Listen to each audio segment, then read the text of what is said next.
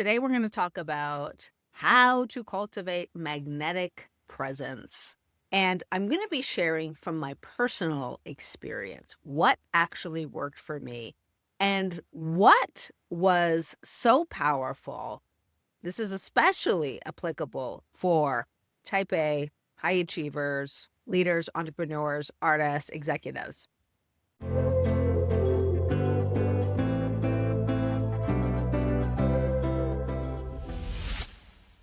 So, why would you even want magnetic presence? Well, first, magnetic presence allows you to attract opportunities so much easier. You are an energetic being. You are always in a contracted or an expansive state.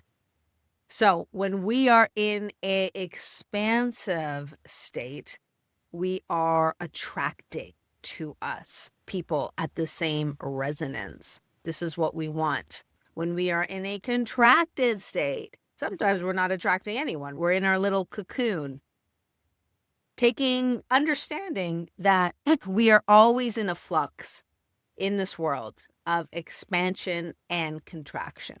We're always fluxing. And one of the things that takes away from our magnetic state is the way that we are living and operating.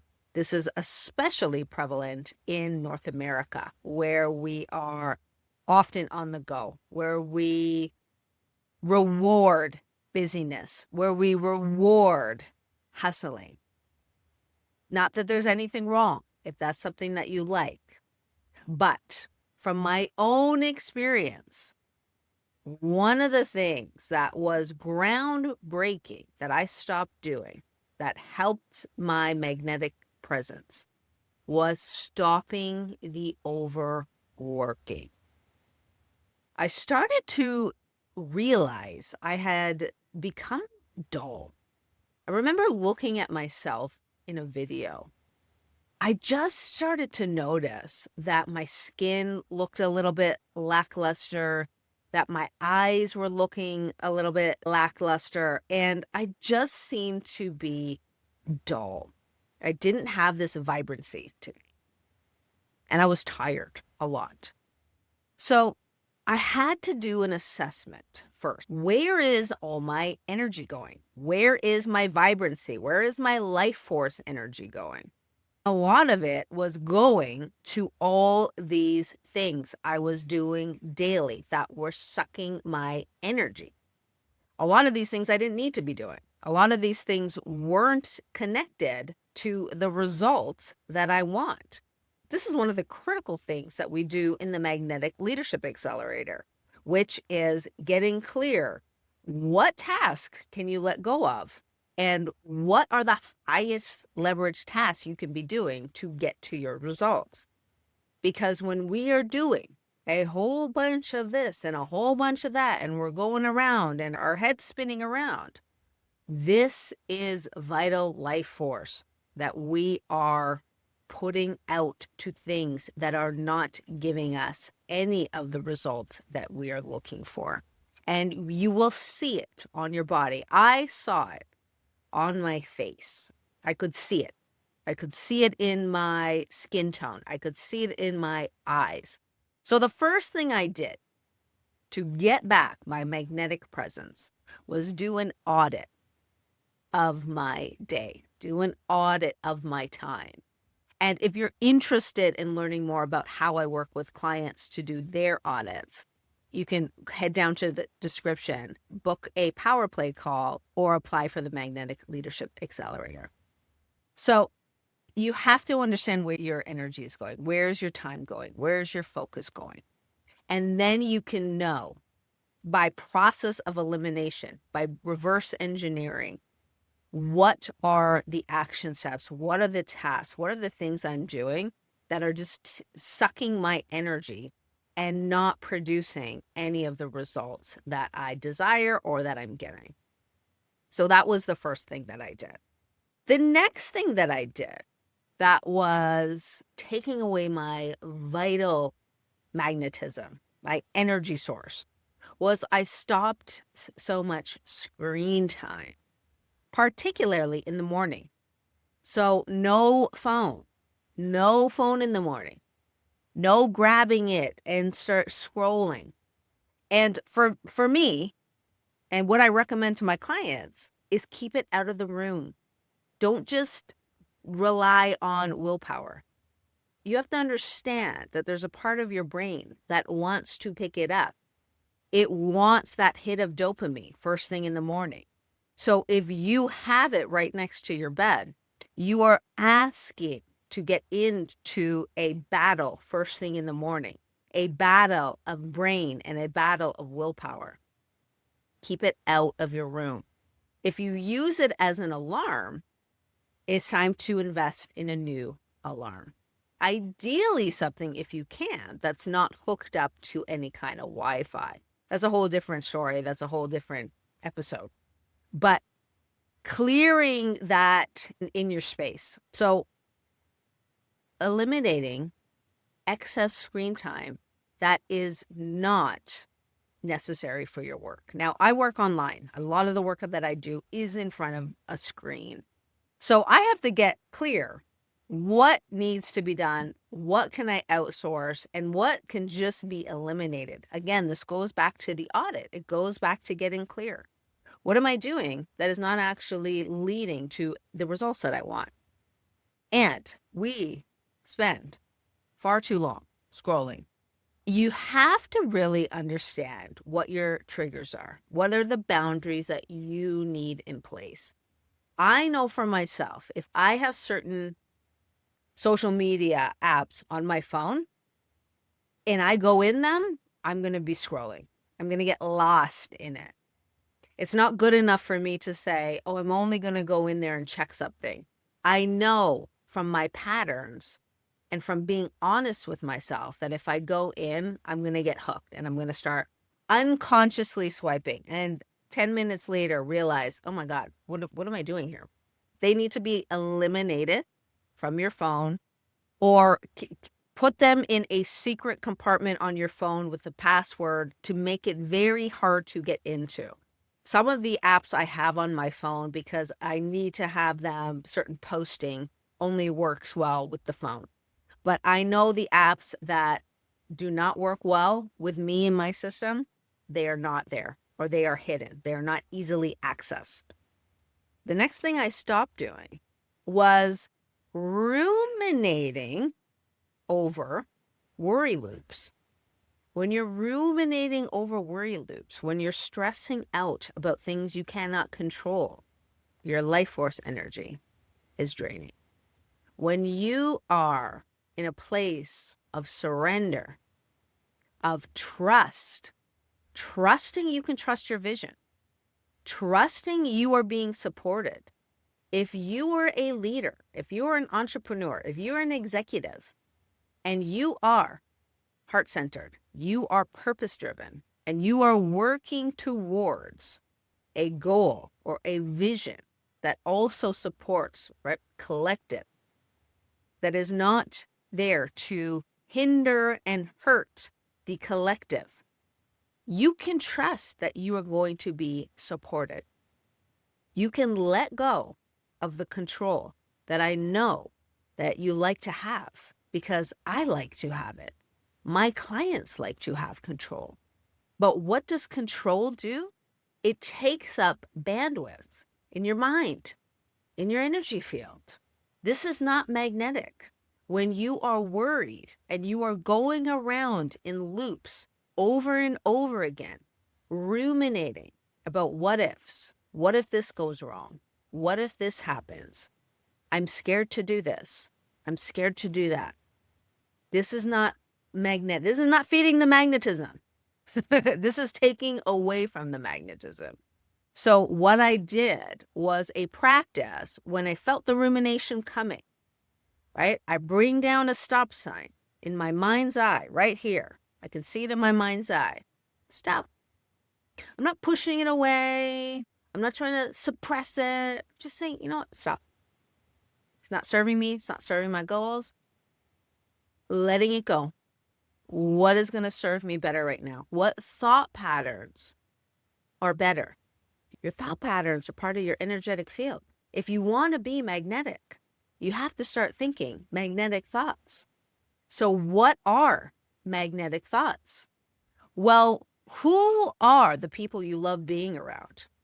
Who are the people you love calling and inviting to your parties, to get-togethers?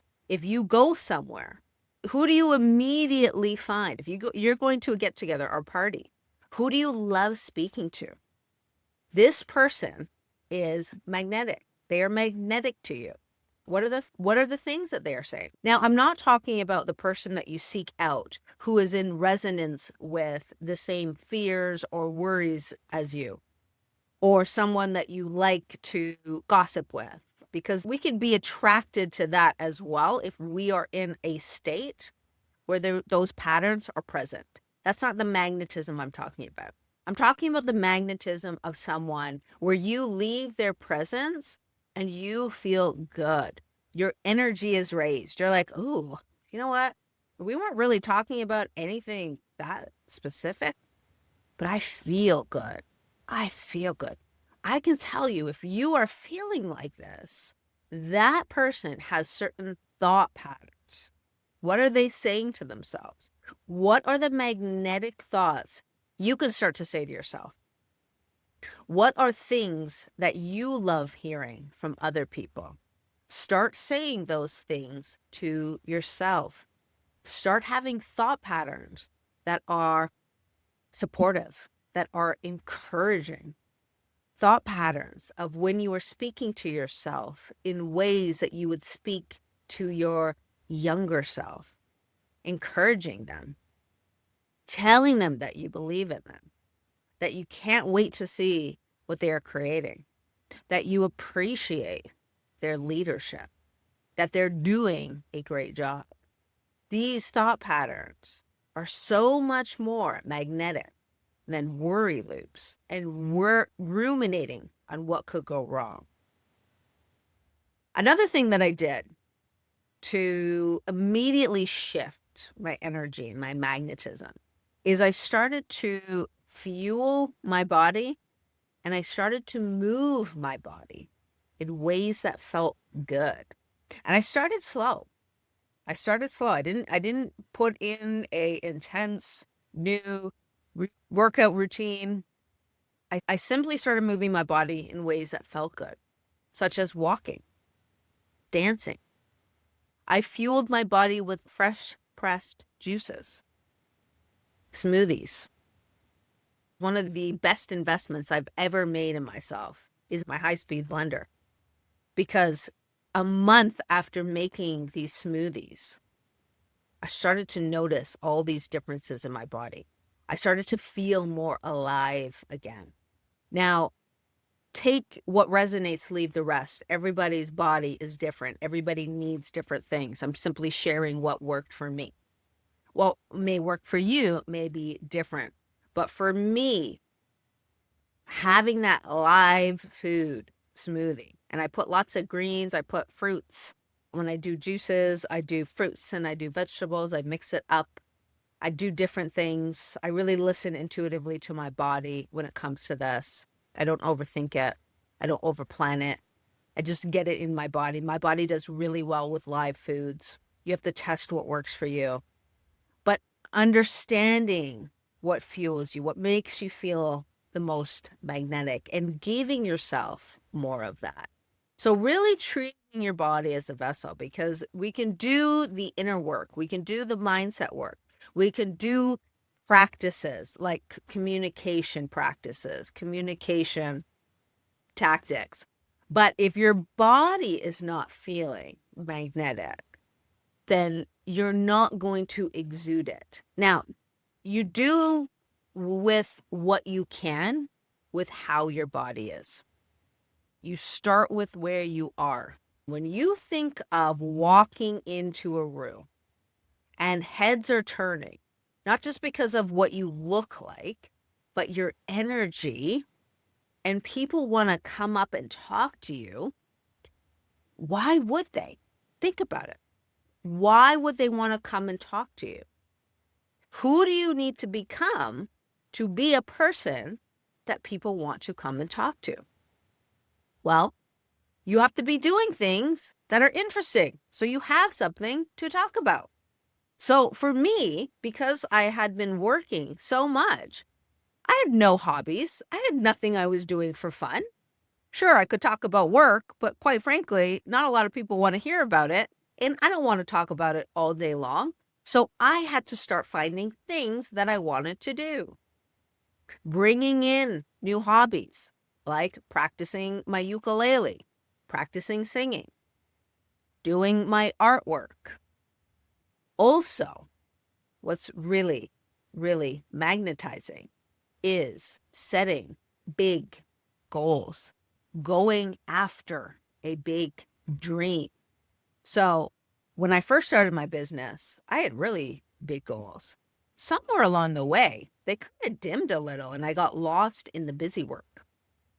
So I had to tap back in and ask myself, what are these dreams again that kind of got lost in the way? Some of them I had already achieved, but some of them got lost. And one of the reasons they got lost was because they were no longer in alignment. So part of the work was getting me to a place where I was in alignment again with those big dreams, my big vision. And it started with getting crystal clear what were my values. I talk a lot about values. We talk a lot about values in the Magnetic Leadership Accelerator because it's the foundation of your alignment. To be magnetic is to be in full alignment with who you are, with your values, vision, your beliefs, your desires. You become magnetic. You become someone that pulls to them opportunities, people. You become someone that naturally connects to the people, to the opportunity, to the places you need to be when you align your inner world with what you're calling in externally. This is magnetism. People want to be around other people who have big dreams, who are speaking it with words that are encouraging, supportive, that feel good. Every word has an energy. Every word has a frequency. A lot of people connect through challenge and struggle. A lot of people unconsciously connect through gossip or criticism. And it takes an awakened soul, an awakened being to recognize that, oh, this pattern that I kind of fell into unconsciously, that I got used to, everyone around me was kind of doing the same thing. It's actually not supportive. It's not supportive for me. It's not supportive for the people I'm talking to. And it's certainly not supportive for my dreams and my goals. So I have to change the language. I have to set boundaries. I have to set boundaries with people that don't want to change, that want to keep speaking and keep that limitation alive. And I have to find the people that I can have these conversations with, that we can play off each other's magnetism and we can expand it like a frequency, right? We can expand the magnetism. So to wrap it up, to work on your magnetic presence is to truly work on your alignment. It's to work on your fulfillment. It's to work on your abundance, your wealth path. It's to work on your purpose path. It's to work on how you impact people, how you influence people, the opportunities you get, the opportunities you're offered. It's not just a fancy word. It's not just a nice word. Oh, my magnetism. It's an energy. It is a presence. The first step is letting go of everything that is taking away, that's taking from that presence. And then it's embodying and acting in accordance. That may mean adding some things in to your day-to-day life that add to the magnetism. It's always an inside job first, and then we assess what needs to happen externally. Again, we do this all in the Magnetic Leadership Accelerator. If that's something that's calling to you, if you're interested to learn how it can support your next stage of growth, your next stage of leadership, of building your business, of becoming the 10x version of yourself. Because in the accelerator, we go big, we dream big, we push the boundaries, we push the edges in a way that is in alignment with our soul, with our path, with why we're here. Head on over to the description. There is an application process. Fill it out and we can have a conversation. As always, leader, I love you. I appreciate you. Thank you for joining me. And as always, let's stay connected.